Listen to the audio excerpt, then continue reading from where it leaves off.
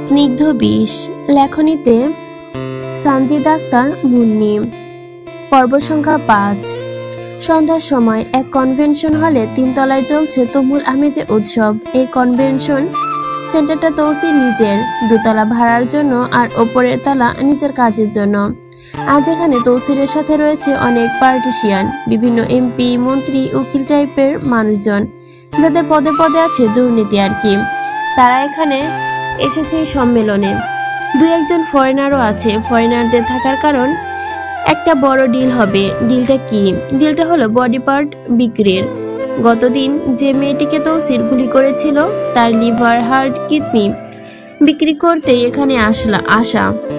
তৌসিরের কোনো কিছু বেমানান ফেলা যায় না। কাউকে খুন করলে তার বডি পার্টগুলো খুলে আলাদা করে নিজের লেভেলের সায়েন্টিফিক ফিট ল্যাবে পাঠিয়ে দেওয়া হয়। কিডনি, লিভার, হার্ট, ফুসফুস আইস বক্সের ভেতরে 4 ডিগ্রি সেলসিয়াস তাপমাত্রায় রাখা হয়। এতে রক্ত জমাট বাঁধে না, টিস্যু নষ্ট হয় না। তারপর দ্রুত কালোবাজারে বিক্রি করে দেয়।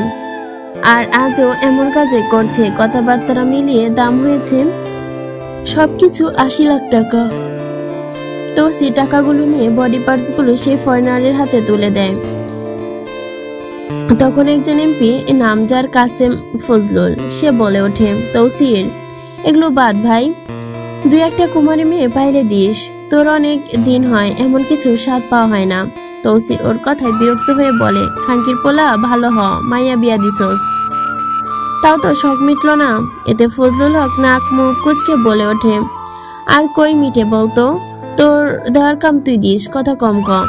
নাজিম চাচা মদের গ্লাসটি টেবিলে ঠাস করে রাখতে রাখতে বলে, আচ্ছা আচ্ছা পাইবিনি, আগে ক্যাশ দে আমার। তখনই আরেকজন বলে, এগুলা বাদ দে, একটা মূল্যবান পাথর দেখা পাইছি, তোরা কি যাইবি? আমি লোক লাগাই দিছি। তৌসির নাক মুখ কুচকে বলে, তোরা যা, আমি যাইতাম না, আমার বউরের লাইগা কাল পরীক্ষা আছে, সেই পরীক্ষার অনে যাইমু। বউ পাইয়া মুহূর্তে পাল্টি খাইলি নাকি?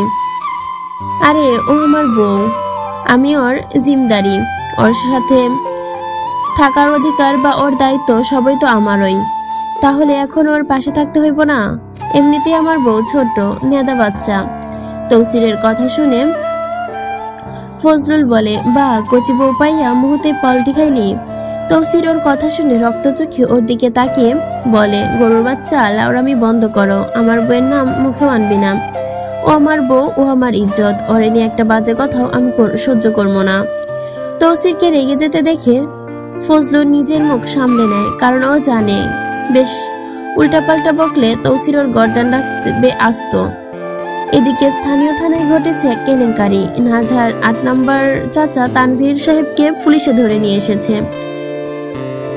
কোনো কথাবার্তা নেই, টং দোকানের পাশ থেকে তাকে পুলিশ নিয়ে এসেছে।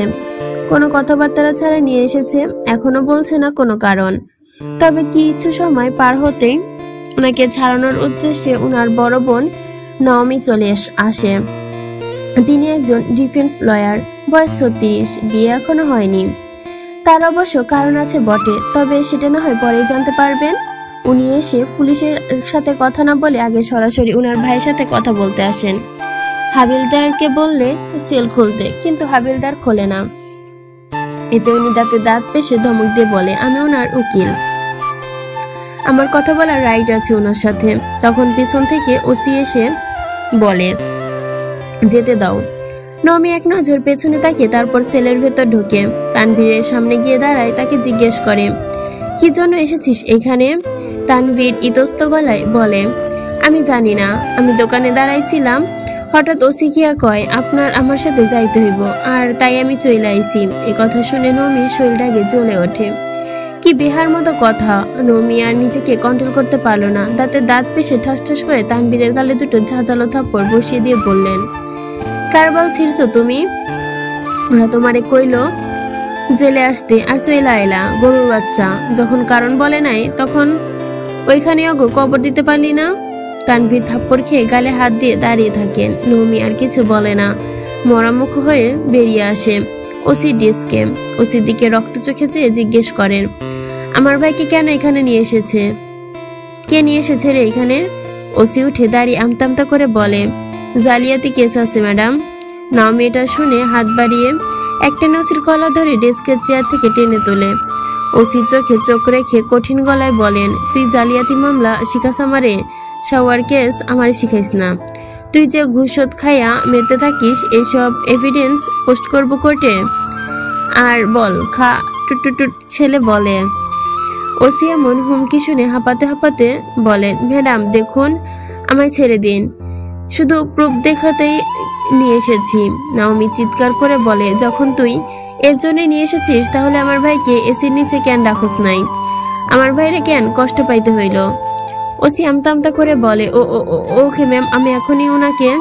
নাওমি এটা শুনে ওসির কলার ছেড়ে দেয়। এতে ওসি গিয়ে 2 কদম পিছিয়ে পড়েন। নমি ওসির দিকে তাকিয়ে বলে, আর নেক্সট যদি তালুকদার বাড়ির কেউ থানায় আসে তাহলে তোর কবর এই থানায় আমি নিজে, এই নাওমি সিকদার নিজের হাতে খুলব।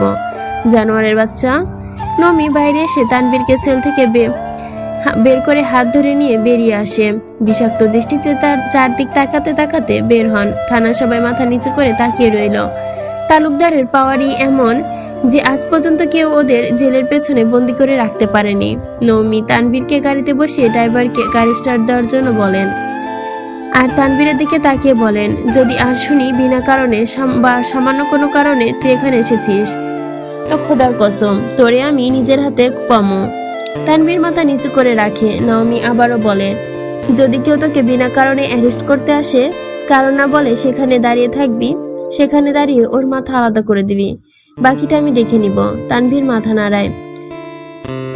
এখন রাত হয়তো 10টার কোটায়। খাওয়া দাওয়া শেষ করে সবাই নিজ নিজ রুমে নিদ্রায় ডুবেও জন্য প্রস্তুতি নিচ্ছে। আজ তৌসিরও বাড়িতে এমন সময়। নাজা নিজেই মাটিতে শুয়েছে আর তৌসির বিছানায়। নাজার ঘুম নেই চোখে, কিভাবে থাকবে? আগামীকাল আইএসের এক্সাম। বিয়ের দিন সকালে ক্লাস করেছে আর জোহরের পর এসেই বিয়ে। আগামীকালের এক্সামের চিন্তায় মাথা ধরে যাচ্ছে। এসএসসি দেওয়ার পর থেকেই মরতে মরতে পড়েছে। 2বার কোর্স করে একবার পরীক্ষায় বসেছে। প্রথমবার বসেনি কারণ ওর টার্গেট ডিরেক্ট নয়, পয়েন্ট নয়তো 8 পয়েন্ট। ওর একটাই স্বপ্ন, আর তা হলো কুইন মেরি ইউনিভার্সিটিতে পড়া। এইচএসসিতে জিপিএ 5 পেয়েছে। পড়াশোনার দিক থেকে খুবই ভালো, পজিটিভ। নাজার 2টা উল্টো গেলেও পড়াশোনা ঠিক হয়ে আছে। দুনিয়াটা উল্টে গেল, পড়াশোনা ঠিক আছে ওর। ভাবছে 18 বছর বয়সে কিভাবে এইচএসসি দিল। আসলে মাদ্রাসায় 5 বছর বয়স থেকে পড়া শুরু করতে হয়, 3 পর্যন্ত পড়ে। ওরা পড়াশোনার স্কিল ভালো করে দেখে। ওর বাবা তাড়াহুড়ো করে ওকে স্কুলে ডিরেক্ট 5-এ ভর্তি করিয়েছে, আর সেই জন্যই পিএসসি রেজাল্ট ভালো হয়নি। তবে এসএসসি এইচএসসিতে ভালোই করেছে। নাজার পরীক্ষার টেনশনে গলে যাচ্ছে, প্রায় হাত পা এখন থেকেই কাঁপতে শুরু করেছে। ওর বাবা শিকদার বলেছে যাতে ওকে পরীক্ষা দিতে দেওয়া হয়, এই পরীক্ষা ওর স্বপ্ন, তাই শিকদাররাও মানা করেনি। তৌসির আগামীকাল নিয়ে যাবে ওকে। বই টই যা প্রয়োজন সবই এনেছে নাজা নিজের সাথে। অনেক সময় নীরবতা ভেঙে তৌসির হঠাৎ আওয়াজ করেই বলল, নাজা ওপরে বিছানায় আসো। হঠাৎ বিছানায় যাওয়ার কথা শুনে নাজা কাঁপতে থাকলো, কলিজাটা আরো বেশি কাঁপতে লাগলো। তারপর বলল, কেন? তোমার এই জড়ায় ধর্ম, ঘুমামো তাই। তৌসিরের এমন আচমকা কথা শুনে নাজা কেঁপে ওঠে, দীর্ঘশ্বাস নেয়, নিজেকে বোঝায় এতে ভয়ের কিছুই নেই। তৌসির এমন কথা, এমন চাওয়া স্বাভাবিক। ওরা এখন স্বামী স্ত্রী, একজন স্ত্রীর চাওয়া এমনই হয়। নাজা ধীর গলায় বলে, আপনার প্রয়োজন হলে আপনি আসুন, আমি কেন যাব? তৌসির নাজার কথায় বিরক্ত হয়ে বলে, নিচে ঘুমাইলে শরীর বেদনা করে, তুমি আসো। তাহলে চুপচাপ ঘুমিয়ে যান। তৌসির আর কিছু বলে না। কিছু সময় চুপ থেকে ধীরে ধীরে উঠে বসে। মনে হচ্ছে টা ঝেঁকে ধরেছে। নিচে শুয়ে থাকা নাজার দিকে তাকিয়ে মনে মনে বলে উঠল, ডাকাইতের বাচ্চা, শয়তান্নি। এই বলে লুঙ্গি ঠিক করতে করতে বিছানা থেকে নামে। তৌসিরের নাম দেখে নাজার ভেতরে হাতুড়ি পেটানো শুরু হয়। বুকখানা যেন ফেটে যায় ভয়ে। তৌসির উঠে নাজার সামনে এসে দাঁড়ায়। দেখি, এদিকে সরো। নাজা এটা শুনে বিরক্ত হয়ে বলে, আপনি এদিকে যান আর বালিশ নিয়ে আসুন। আমি আপনার সাথে বালিশ শেয়ার করব না। তৌসির নাজার কথায় পাত্তা না দিয়ে ঘুরে গিয়ে নাজার পাশে বসে। নাজার হাত পা তিরতির করে কাঁপতে শুরু করে নিয়ে গেছে একদম। শরীরের লোমগুলো যেন খাড়া হয়ে গেছে ভয়ে, গলা শুকিয়ে আসছে। তৌসির হাত বাড়িয়ে নাজার মাথার নিচে বালিশটা নেয় ধীরে ধীরে। এটা দেখে নাজা এক লাফে উঠে বসে। তৌসিরের দিকে অগ্নিচোখে তাকিয়ে রক্তিমের বেলায় গরুগিরি করতে মন চায়। তৌসিন নাজার কথাটাই বিরক্ত হয়ে নাক মুখ কুচকে বলে, এত ফ্যাত করো না তো, আপনি বালিশ নিয়ে গেছেন, আমি কোথায় ঘুমাবো? আমার বাহুতে। এই বলে তৌসির বালিশে নিজের মাথাটা রেখে নাজাকে জোরে ডান হাতের বাহুতে শুইয়ে দেয়। এবার ঘুমাও। নাজা কটমট করে তৌসিরের দিকে খানিক মুহূর্তে, তারপর কিছু না বলে অন্যদিকে ঘুরে তৌসিরের বাহুতে মাথা রেখে শুয়ে পড়ে। তৌসিরের বাহুতে মাথা রাখতে কেমন কেমন লাগছে ওর, কিন্তু কিছু করার নেই। তৌসির ধীরে ধীরে নাজাকে নিজের সাথে জড়িয়ে ধরার জন্য কোমরের নিচে হাতখানি আলতো করে রাখে। তৌসিরের হাতে স্পর্শে নাজা আতকে এক প্রকার ফেটে পড়ে, ভয় এক লাফে উঠে বসে তৌসিরের থেকে দূরে সরে যায়। এটি দেখে তৌসির ভুরু কুচকে নাজার দিকে তাকিয়ে বলে, কি হইল, এমন লাফাও কেন? নাজা তৌসিরের কথা কিছু বলে না, জোরে জোরে বুক চেপে নিয়ে কিছু মুহূর্ত শ্বাস নেয়, তারপর নিজেকে ফের বোঝায়, যত যাই হোক এটা তৌসিরের হক, নাজার কোনো অধিকার নেই চিটিফুটি করার। নাজা ধীরে ধীরে এগিয়ে আসে, আবারও তৌসিরের বাহুতে মাথা রাখে ও মাথা রাখতে তৌসির ওকে জড়িয়ে ধরে একটানে নিজের বক্ষের মাঝে নিয়ে নেয়। এতে তৌসিরের বক্ষস্থলে নাজার পিঠ ঠেকে, শরীরটা জ্বলে যাচ্ছে নাজার যন্ত্রণা, এত অসহ্য অনুভূতি যন্ত্রণার, কিন্তু ওর কিছু করার নেই, এটাই বাস্তবতা। দাঁত চেপে সহ্য করে নাজা শুয়ে রয়। তৌসির ওর ঘাড়ের হাত নিজের মুখে ঘুরিয়ে নেয়, এসে জিজ্ঞেস করে, কালকে কয়টার সময় বের হবা? তৌসিরের উষ্ণ শ্বাস নিজের ঘাড়ে পড়ছে, নাজা কেঁপে ওঠে বার কয়েক। নাজা হাত দিয়ে তৌসিরকে কিছুটা পিছনে ঠেলে দিতে দিতে বলে, এই 11টার দিকে 4:30 অবধি থাকবে। তৌসির নাজার অসুস্থতা হচ্ছে এটা দেখে মুখটা সরিয়ে নিল। তৌসির নাজাকে জিজ্ঞেস করে, তা এখনই ইংলিশ শিখা কি করবার? করতে তো চেয়েছিলাম অনেক কিছু, কিন্তু এখন সবাই বৃথা, আমার সব কষ্ট বৃথা। কয়েক বছর ধরে পড়তাছ, এসএসসি দিয়ে শুরু করেছিলাম প্র্যাকটিস, তা এই আইলস কেন এত কষ্ট করতেছ? লন্ডন যাওয়ার লাগা নাকি অস্ট্রেলিয়া চাচার কাছে? নাজা তৌসিরের কথায় কিছু সময় চুপ থাকে, তারপর বলে, নিজের স্বপ্ন কুইন মেরি ইউনিভার্সিটি আঙ্গিনায় পা রাখতে, কিন্তু তার সম্ভব হলো না। তৌসির নাজার কথায় বেশ কিছু সময় চুপ থাকে, তারপর বলে, দেখো, তুমি চাইলে ভবিষ্যতে আমি তোমাকে নিয়ে যাইতে পারি ইংল্যান্ড, তবে পড়াশোনার জন্য না, ভিজিটে। থাক, প্রয়োজন নেই, আমি যাব না আর কোথাও। নাজার কথায় তৌসির আর কিছু বলে না, চুপচাপ একটু এগিয়ে সে নাজার ঘাড় থেকে ওর কুকরানো চুলগুলো ধীরে ধীরে সরিয়ে দেয়, ওর ঘাড়ে বার কয়েক নিজের নাক ঘষে নেয়। নাজার এই যন্ত্রণা সহ্য হচ্ছে না, রাগে শরীরে ঘাঘা করছে। নাজা ভয়ের ভেতরে তৌসিরের হাতের আঙ্গুল চেপে ধরে আমতা করে বলে, কি করছেনটা কি? তৌসির মৃদু হেসে বলে, তোমার গন্ধ মাখছি। নাজা তৌসিরের কথায় প্রত্যুত্তরে কঠিন গলায় বলে, তা এর আগে কত নারীর গন্ধ মেখেছেন, যদি বলি তুমি প্রথম? আমি মরে গিয়ে জীবন দিতে হলেও বিশ্বাস করব না এটা। নাজার কথায় তৌসির দীর্ঘশ্বাস ছেড়ে আলতো গলায় বলে, কারো উপর যদি তোমার বিশ্বাস না থাকে, তবে সে যদি সত্যবাদীও হয়ে থাকে, তারপরও তোমার তার কথা মিথ্যাই মনে হবে। নাজার কাছে তৌসিরের জ্ঞান দেওয়া মোটেও পছন্দ হয় না। তৌসিরের মতো মানুষের কাছ থেকে এত বড় কথা নাজা ঠিক হজম হচ্ছে না। নাজা নিজেকে কিছুটা ছাড়িয়ে নেওয়ার জন্য সরে যেতে নেয়। নাজাকে নড়তে দেখে তৌসির বিরক্ত গলায় বলে, এত নইরো না, লুঙ্গির গিট খুইলা যাইব। এই পর্যন্তই ছিল পর্ব 5, এখন শুরু করছি পর্ব 6। নাজা আর তৌসির বেরিয়েছে পরীক্ষার উদ্দেশ্যে। এই কিছু সময় আগে বাড়ি হতে তৌসিরের পরনে সাদা লুঙ্গি আর পাঞ্জাবির সাথে তো আছে একটা কালো মুজিব কোট। নাজা কালো বোরকায় মুড়ানো চোখ দুটো শুধু দেখা যাচ্ছে। তৌসির হাঁটিয়ে নিয়ে যাচ্ছে স্টেশন অবধি। স্টেশনে গিয়ে গাড়িতে উঠবে। নাজা আপন মনে হাঁটছে আর নিজের মনে ভয় ডর থেকে বাঁচার চেষ্টা করছে। তৌসির বউকে নিয়ে হাঁটতে দেখে প্রতিমধ্যে সবাই আর চোখে দেখছে নাজাকে। এতে বড্ড অস্বস্তি হচ্ছে তার। তৌসির সবাইকে এভাবেই তাকাতে দেখে হাঁটতে হাঁটতে নাক কুচকে বলে, শাওয়ার এক মানুষের জনের লাইগা বউ নিয়ে একটু হাঁটতেও পারবো না। নাজা গালি শুনে নাক মুখ কুচকে ফিসফিস করে বলে, সবসময় এক গালি। তৌসির নাজার কথায় ওর দিকে ঘাড় ঘুরিয়ে তাকিয়ে বলে, তালুকদারের মাইয়া, গালি দিলে মন শান্তি হয়। মন মেজাজ ভালো রাখতে হইলে অন্তত গালি চর্চাটা করা জরুরি। নাজা আর কিছু বলে না, এটা শোনার কারণ মতোই কিছু নেই। এদের মতো মানুষের সাথে তর্কে না যাওয়ানোই উত্তম। কিছু সময় হেঁটে নাজা আর হাঁটে না, দাঁড়িয়ে যায়, হাঁটতে পারছে না। স্টেশন এখনো অনেক পথ বাকি। এত হাঁটা নাজার রুচির মধ্যে পড়ে না। তৌসির ওকে দাঁড়িয়ে যেতে দেখে নিজেই দাঁড়িয়ে যায়, তারপর পিছনে তাকিয়ে জিজ্ঞেস করে, কি হইল, আও না কেন? আমি আর হাঁটতে পারছি না, গাড়ি নিন। তৌসির নাজার কথায় বিরক্ত হয়, নবাবের বেটি, চুপচাপ চল। এই রাস্তায় তোর বাপ গাড়ি নিয়ে বসে আছে যে তুই গাড়িতে চড়বি? কথায় কথায় বাপকে টানতে দেখে নাজার দাঁত চেপে বলে, আমি যাব না, গাড়ি ছাড়া, আগে গাড়ি নিন। তৌসির নাজার জেদ দেখে নিজের লুঙ্গির কোণ দুটো হাত তুলে নাজার কাছে আসতে আসতে বলে, চুপচাপ চল, সবগিরি করিস না এই মাঝ রাস্তায়। নাজাও নড়াচড়া করতেছে না, তারা ঘাটতেরামি করে উত্তর দেয়, আমি হেঁটে যাব না, গাড়ি ছাড়া, আপনি গাড়ি রিজার্ভ করুন। তৌসির এটা শুনে মুখ বাঁকিয়ে বলে, লুঙ্গির নিচে আন্ডারপ্যান্ট পরি না পয়সার অভাবে, আর তুই চাস আমি গাড়ি রিজার্ভ করি? নাজা তৌসিরের কথায় বড্ড লজ্জায় পড়ে যায়, ছি কি বানি। তারপর বলে, আমি গাড়ি ছাড়া যাব না। তৌসির নাজার কথায় ওর দিকে আর চোখে তাকিয়ে কিছু সময় চুপ থাকে, তারপর বলে, তুই না গেলে যাইস না, পরীক্ষা তোর, আমার না, আমি বাড়ি গেলাম।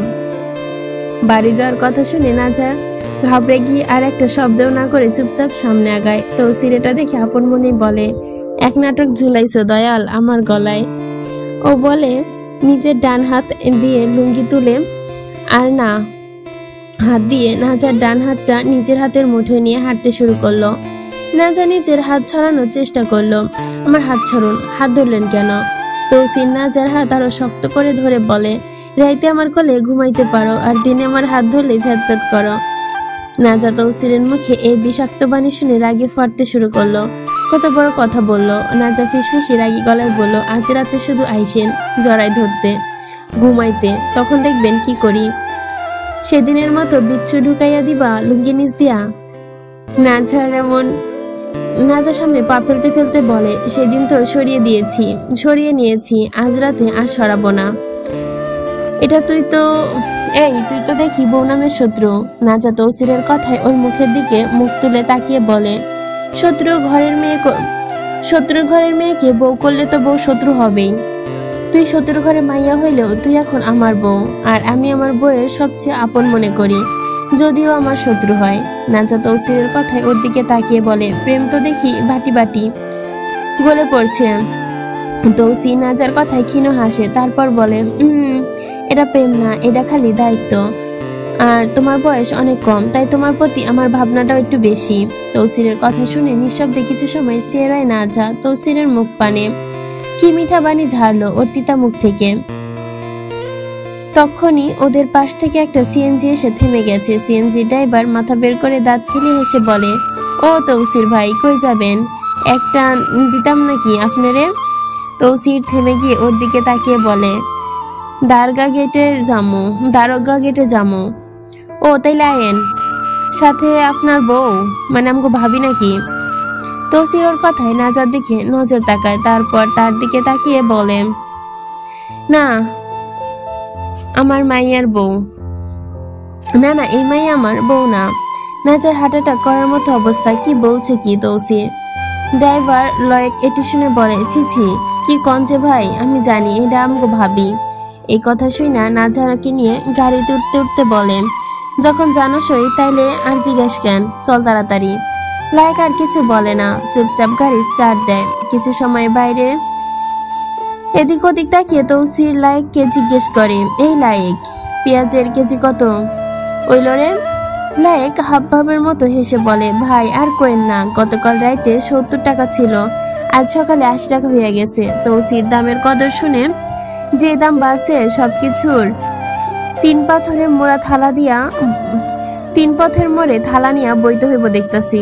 লায়ের হাসি দিয়ে বলে, কি কন ভাই, আপনি টাকা পয়সার অভাব আছে নাকি? পয়সার অভাব কার নাই ভাই, কত? এই দুনিয়ায় অভাব আর অভাব, খালি অভাব।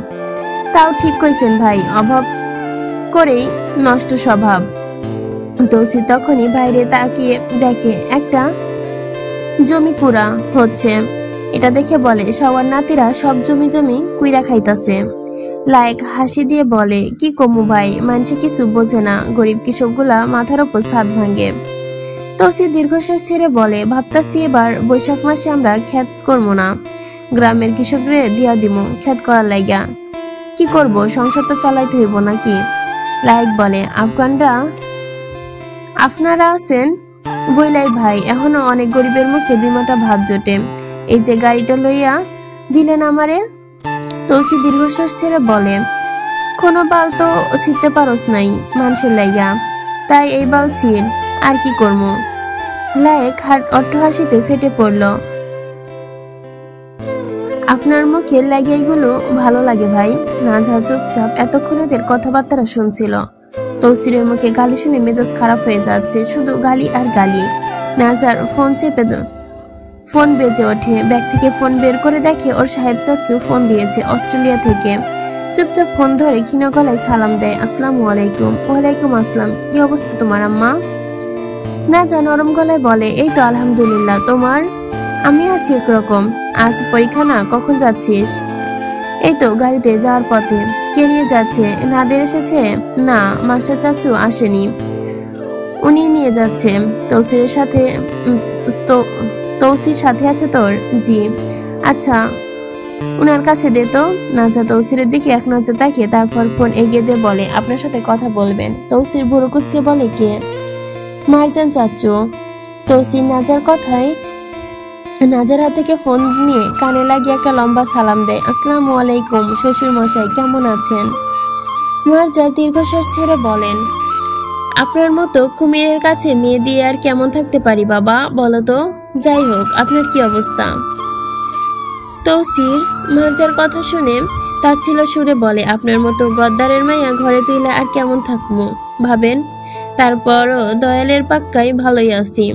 নাজা দাঁত চেপে বসে রয়। সবসময় তৌসির এমন করে, ওর বাপ চাচার পিছনে না লাগলে হয় না। মারজান চাচু বললেন, আমাদের মেয়েটাকে আগলে রাখো বাবা, বড্ড আদরের। আদরের তো আমিও রাখতে চাই, কিন্তু আপনাকে মাইয়া তো মুনাফিকরে ছাড়া কথাই কয় না আমার লাগে। ওর বয়সটা কম, একটু বুঝে কম, খুবই জেদি। চিন্তা করেন না, বউ আমার, ভালো রাখার দায়িত্বও আমার। আচ্ছা তাহলে ভালো থাকুন, নাজার কাছে একটাবার দিন। তৌসির নাজার কাছে ফোন দেয়। মারজান নাজাকে বলে, তোর যা রাগ আর জিদ, ঝগড়া করিস, মনে রাখিস ও আমাদের শত্রু। যদি সুযোগ পাই তো কূপে 2 ভাগ করে, যদি সুযোগ পাস তো কূপ 2-1টা মারিস। আচ্ছা আমি রাখি। তৌসির নাজার দিকে আর চোখে চেয়ে রয়। হাত লেগে ফোনটার সাউন্ড বেড়ে যায়। তৌসির এ কথা শুনতে পায়। নাজা লজ্জায় পড়ে যায়। তৌসির কটাক্ষ করে ফিসফিস এসে বলে, কইছিলাম তো তোর বাপ চাচা সবগুলো খাঙ্কির পোলা, সবগুলাই গদ্দার, কোনটাও ভালো না। নাজা তৌসিরের কথার প্রত্যুত্তরে বলে, তাতে আপনার কি? মনে রাখুন একটা স্পষ্ট কথা, আমার বাপ চাচা যদি মহা খারাপও হয় তারপর আমি তাদের পক্ষে, তাই এসব বলে কোনো লাভ নেই। তৌসির কথায় তার ছেলের হাসি দিয়ে বাইরে তাকাতে তাকাতে বলে, সবাই বাড়ি পড়লে এমনিতেই সব পক্ষ ছাইরা দিবি। পরীক্ষা শেষ এসেছে আসরের নামাজের পরে ঘুমোতে নাজা। আজ সারাদিন তৌসিরের সাথেই ছিল। তৌসির পার্টি অফিসেও যায়নি আর। নাজার বেদম ঘুমে টালমাটাল হয়ে বিছানায় ঘুমিয়ে আছে। গায়ে কাঁথা জড়িয়ে কোমর তরঙ্গের মতো চুলগুলো এলোমেলো ছিটিয়ে আছে বিছানাতে। নাজার 5 নাম্বার চাচা মিরাজকে বড় ছেলে তালহা ভাই এসেছে শিকদার বাড়িতে। আসার কারণ নাজাকে 3টে বিড়াল রয়েছে, ওগুলো খাওয়া দাওয়া বন্ধ করে দিয়েছে নাজাকে ছাড়া, তাই তাদেরকে দিতে এসেছে তালহা ভাই। যদিও ও আসতে চায়নি, দাদাজান পাঠিয়েছেন, নয়তো কে আসতে চাইবে নিজের পছন্দের নারী শ্বশুর বাড়িতে। হ্যাঁ, তালহা ভাই হলেন নাজার শ্যাম পুরুষ। তালহা ভাই বড্ড ভালোবাসেন এই যে দিঘাতেরা নাজাকে। তিনি জানেন নাজা ওনার পছন্দ করে, কিন্তু আফসোস তাদের পরিণতি হয় বিচ্ছেদ। তালহা ভাইকে তৌসির নিয়ে এসেছে নাজার কাছে তাদের রুমে, যাতে উনি দেখা করে বিড়ালগুলো দিতে পারেন। তালহা ভাই এসে ঘুমে দেখে তৌসিরের দিকে এক নজর তাকিয়ে বলে, ভাই ওকে জাগানোর প্রয়োজন নেই, থাকুক ঘুমে, আমি চলে যাই। তৌসির নাজার পাশে এসে দাঁড়াতে দাঁড়াতে বলে, না না, আপনারা এসে বন, আমি রাইকা দিতাছি। তালহা ভাই আর কি বা করবে, চুপচাপ এগিয়ে এসে বিছানার এক কোণে বসে, চারপাশে এক পলক তাকায়। আজ ওনার রুদ্রাগ্নি অন্য কারো যত্নের ফুল কি মিষ্টিভাবে ঘুমাচ্ছে। তালা ভাই নির্বল নয়নে চেয়ে থাকে ঘুমন্ত নাজার পানে, চোখে কি ভয়ঙ্কর তৃষ্ণা। আজ কদিন পর দেখছে, প্রাণটা বেরিয়ে যাচ্ছিল একটিবার আপন প্রণয়নীকে দেখার জন্য। তৌসির নাজার দিকে ঝুঁকে ওর বাহুতে আলতো টেনে নেয়। নাজা ওঠো, দেখো কে এসেছে। ঘুমের মধ্যে বিরক্তিতে নাজার ঘরে চিৎকার করে ওঠে, রাতে জড়িয়ে ধরে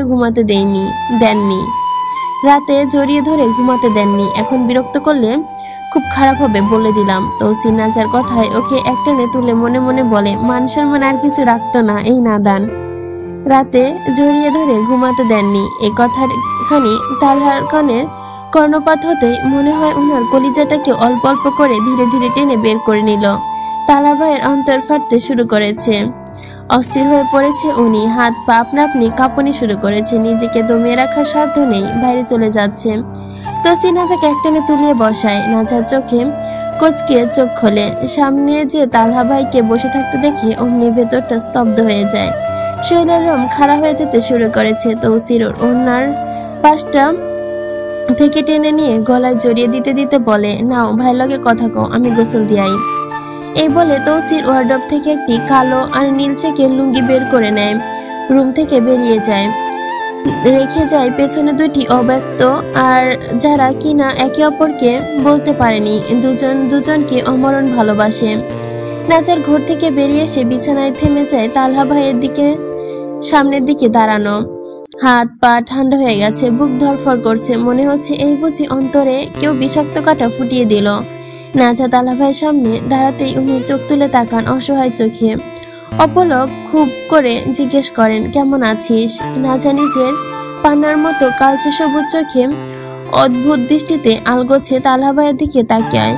তালহা ভাইয়ের পরনে হালকা নীল রঙের একটা ক্লাসিক শার্ট আর প্যান্ট, চুলগুলো এলোমেলো, সিগারেট খাওয়া কালচে খয়েরি ঠোঁট, ক্লিন সেবে কিছু সময় চুপ করে তাকিয়ে থাকে ওনার দিকেই। মেকি এসে ভালো থাকতে দিয়েছেন, ভালো থাকবো। তালা ভাই চোখ নামিয়ে নেয়। নাজার কথায় বিয়ের কথা শুনেই পালিয়ে নিয়ে যাওয়ার জন্য বাচ্চাদের মতো কান্না করে আবদার করেছিল নাজার তালহা ভাইয়ের কাছে, কিন্তু আফসোস তালহা ভাই কথা শুনেননি, বিন্দুমাত্র ভ্রুক্ষেপও করেননি পরিবারের সম্মানের কথা চিন্তা করে। তালহা ভাই তাকে বলেছিল, তোর আবেগ, আমি ভালোবাসা নই। এই কথাখানি যতবার নাজা ভালোবাসা প্রকাশ করেছে ততবারই উনি তাকে বলেছে যে এটা ভালোবাসা নয়, আবেগ। আবেগ বলতে বলতে পার হয়ে গেল ও। নাজা দেখে তালা ভাই ঘেমে গেছে, তাই আগে যেমন ওনাকে পানি দিত সেভাবে আজও তালা ভাইকে এক গ্লাস পানি এগিয়ে দিল, নিন পানি খান তালহা ভাই। তালা অক্ষণিক চোখে নাজার দিকে তাকিয়ে ধরা গ্লাসের দিকে তাকায়, ওর হাতে চুড়ি দেখে এক নিরুষ চক্ষুষয় নিয়ে নাহাজার দিকে তাকিয়ে রয়। অন্যের নামে চুরি পরা হাতে আমি পানি দিচ্ছিস, এই পানি আমার গলা দিয়ে নামবে।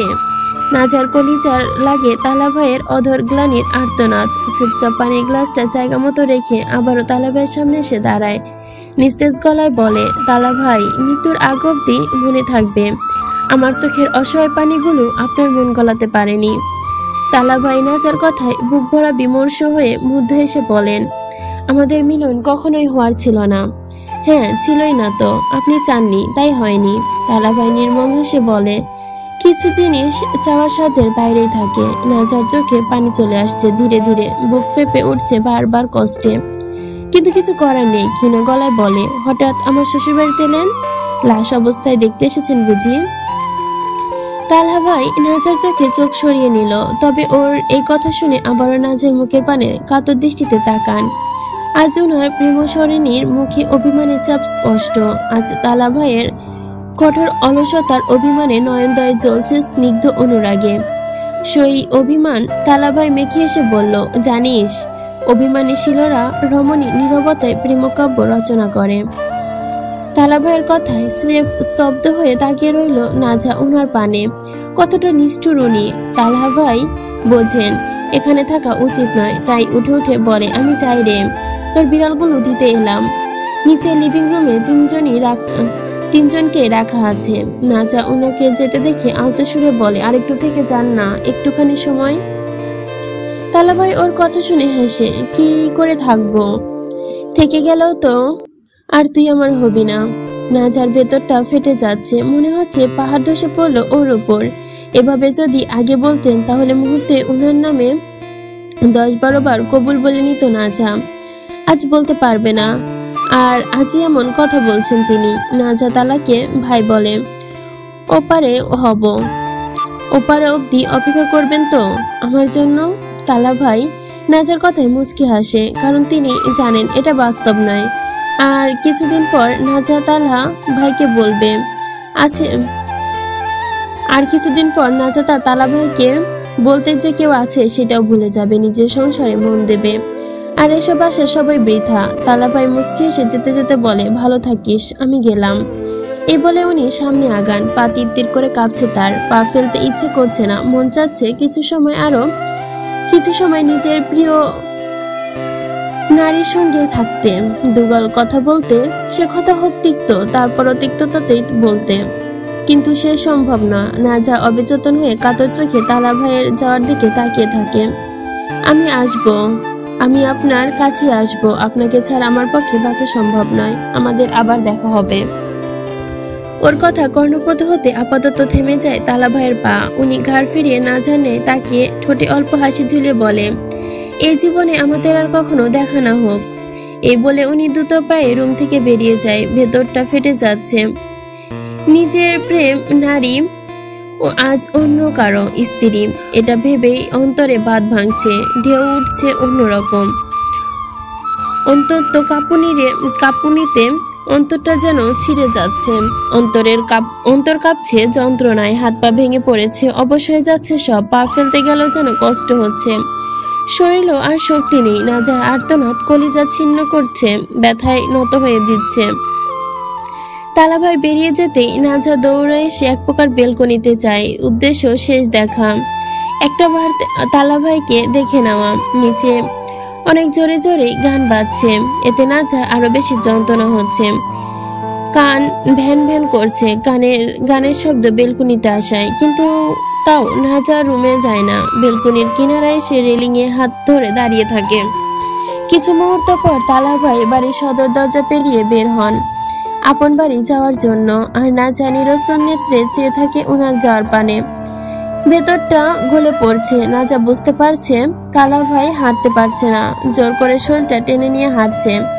পা বারবার আটকে যাচ্ছে, উনি এলোমেলো পা ফেলছেন। নাজার চোখ বেয়ে 2 ফোঁটা অশ্রু গড়িয়ে পড়ে। আর তালা ভাইকে পাওয়া হলো না। এই ভবনে সবার আপন মানুষ আছে, কিন্তু আল্লাহর পর তালা ভাই আপনি বলতে নাজাই ছিল। আজ সেও পর হয়ে গেল। মা নেই, বাবা নেই, দ্বিতীয় বিয়ে করেছে। তালা ভাই থেমে যায় গেটের সামনে গিয়ে, তারপর দাঁড়িয়ে ঘাড় ফিরিয়ে নাজার বেলকনির দিকে তাকায়। দেখতে পায় ওনার নাজা ওনার পানে ব্যাকুল চোখে তাকিয়ে আছে।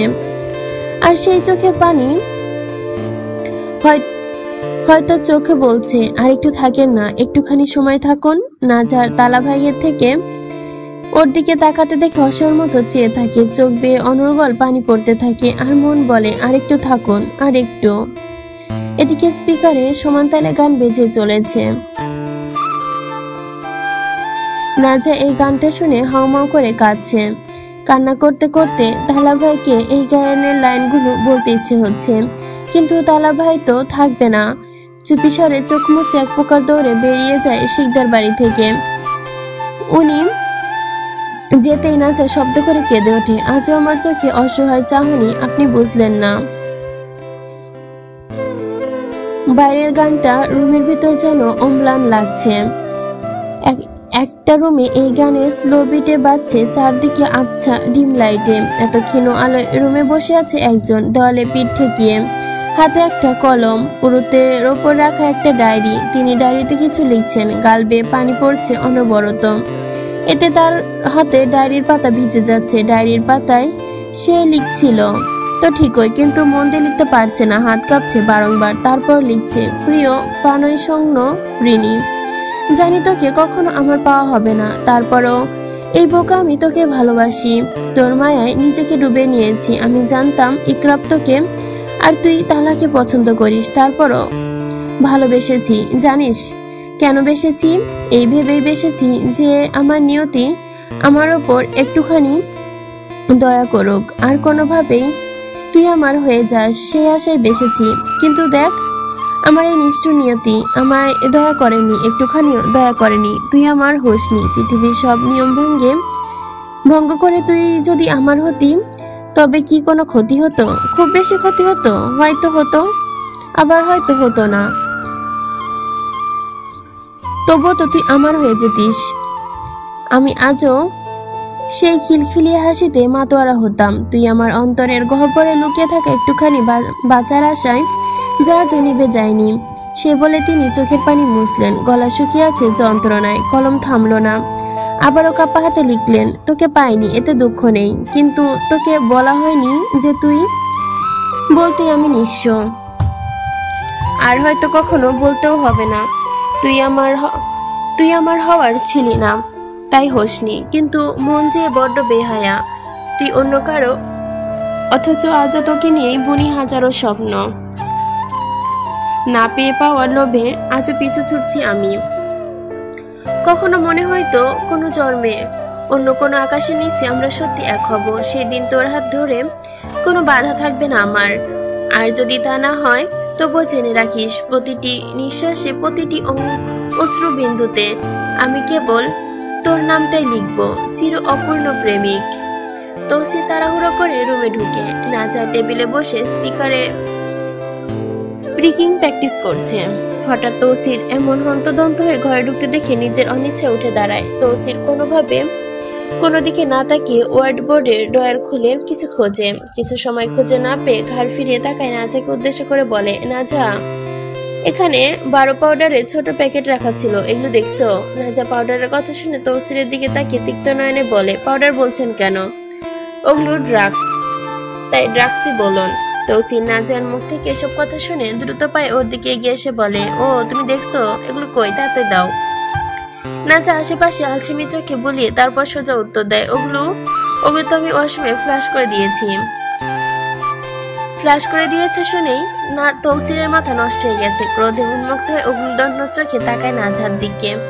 তেরে এসে বলে, কি কসমাগি, তুই এইরকম কাজ কেমনে করলি? তৌসির মুখে এমন বিশ্রী শব্দ শুনে রাগে আছড়ে পড়ে নাজার সারা দেহ রাগে। তাই দাঁতে দাঁত চেপে বলে, যা শুনেছেন তাই বলেছি, আমি ফ্ল্যাশই করেছি। তৌসির নাজার সামনে এসে দাঁড়ায়, বুক গুমড়ে বলে, ওর এক একটি নিঃশ্বাস বজ্রপাতের সমান। তৌসির হুঙ্কার দিয়ে বলে, নাদানের বাচ্চা, চুপচাপ বের কইরা দে, নয়তো তোর কলিজার ওপর উঠে আজান দিমু, মুনাফিকি ছাইরা দিমু একদমে। নাজা বড্ড ভয় লাগতে শুরু করে, কিন্তু তারপরও সাহস নিয়ে তৌসিরের চোখে চোখ রেখে বলে, আমি ফ্ল্যাশ করে দিয়েছি, বললামই তো। তৌসির লুঙ্গির কন্তলে হাতে নিতে নিতে একটা ধইরা টুট টুট টুট ফাইরাই দিমু, চুপচাপ বের করে দে, কাস্টমার টাকা দিস আমারে।